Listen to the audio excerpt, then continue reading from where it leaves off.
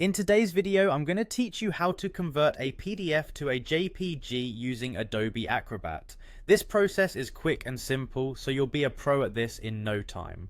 Whether you need to convert documents for sharing, uploading, or any other purpose, this tutorial will help you achieve your goals seamlessly. Let's dive right into the steps. First, you'll need to open your PDF file in Adobe Acrobat. If you have your file ready, launch Adobe Acrobat on your computer and open the file you want to convert by dragging it into the workspace or by using the open command found in the file menu. This might seem straightforward, but ensuring you start with your document in Adobe Acrobat is crucial, as they offer the necessary tools for this conversion.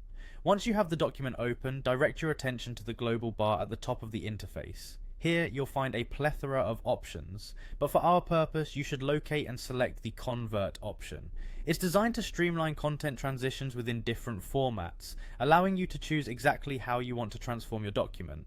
Next, after selecting Convert, a menu will appear. Navigate to Image Format, and from the list of image types choose JPEG. Selecting JPEG is key as it's a widely accepted format that maintains a good balance between image quality and file size, making it perfect for various uses. Consider this choice carefully, especially if file compatibility or quality is a concern.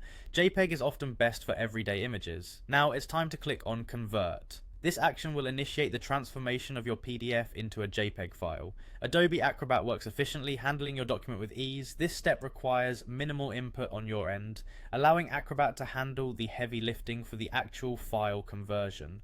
After the conversion, a Save As dialog box will pop up. It's time to select where you want your new JPEG file to reside on your computer. Click through your folders and decide on a storage location that is easy for you to remember and access later. Once you've chosen a fitting destination, click on Save.